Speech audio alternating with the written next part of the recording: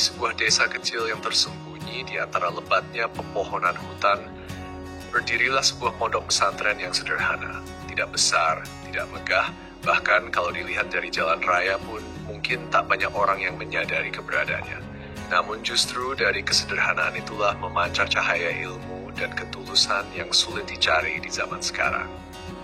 Pondok itu dikelilingi oleh suara alam yang damai, desir angin, kicau burung, dan sesekali suara daun jati yang gugur perlahan ke tanah.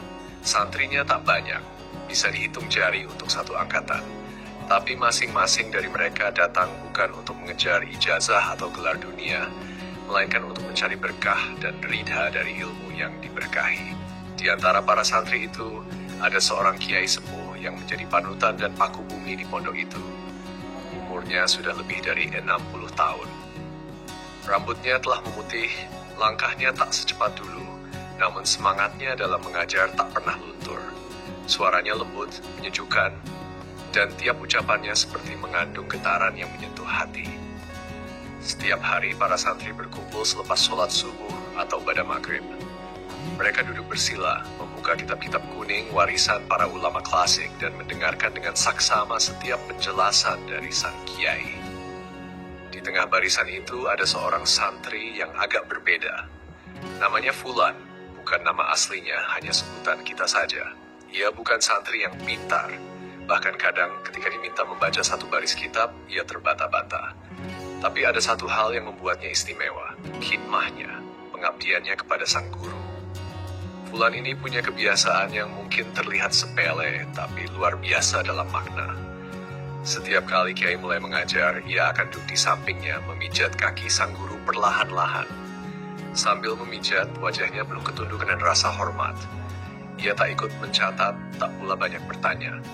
Tapi ia hadir sepenuhnya di sisi gurunya, dengan tangannya, hatinya, dan baktinya. Suatu hari ketika suasana ngaji seperti biasa berlangsung, sang kiai tiba-tiba menghentikan penjelasan kitabnya. Suaranya berubah sedikit lebih dalam dengan tatapan yang teduh namun penuh isyarat. "Anak-anakku," ucap sang kiai, "hari ini kita kedatangan tamu agung, seorang hamba Allah yang luar biasa. Tahu kalian siapa dia? Dia adalah Nabi Khidir alaihi salam. Saat ini beliau sudah sampai di gerbang pondok kita." Begitu kalimat itu keluar, sontak para santri berdiri dengan antusias.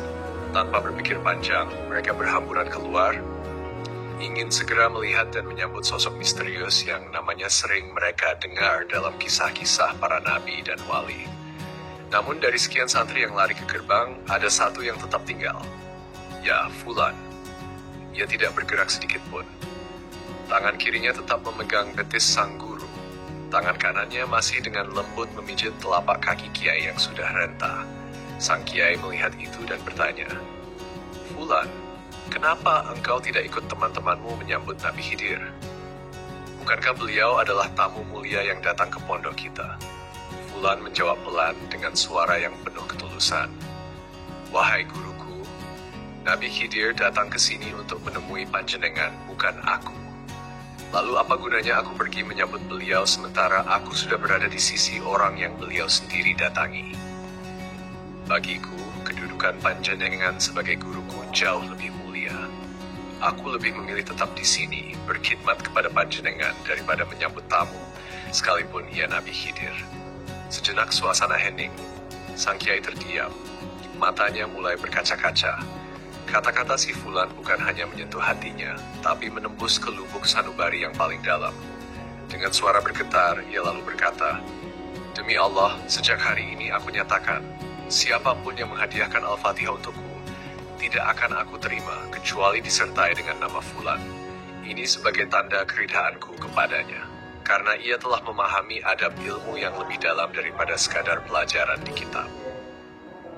Waktu berlalu, Fulan tetap menjadi santri yang sederhana.